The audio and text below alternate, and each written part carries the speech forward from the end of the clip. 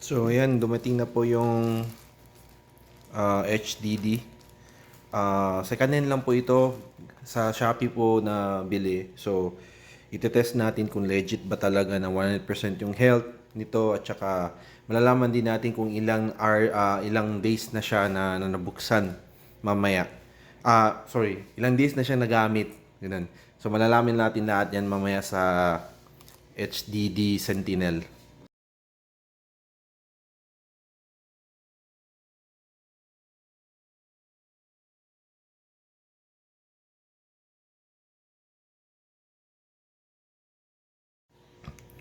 So, yan guys, nabuksan na natin so far. Physical appearance niya is halata talagang gamit siya. O yan, oh. Kita nyo, meron pang mga parang stapler, oh. Sa stapler yan, di ba? Ayun, oh. Kita nyo ba? Oh, sa staple yan. Parang staple mark siguro. I hope na okay talaga to. Goods talaga to. Kasi pag okay yung product nila, walang problema, mag-order tayo ng marami.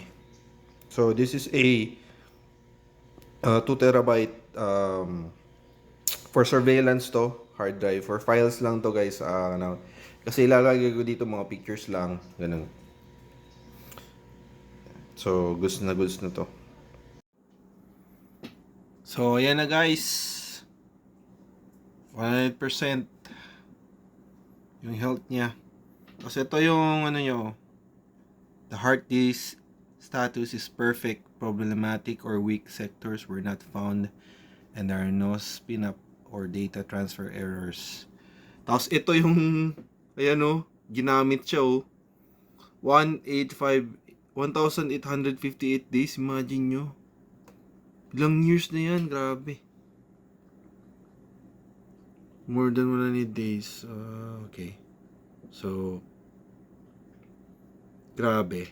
Tagal na pala talaga ginamit yan. Pero all goods pa rin, 100% pa rin yung health and performance niya. So, worth it. So, dito yung transfer rate niya. Tingnan nyo. Yan po yung transfer rate. Nasa 100.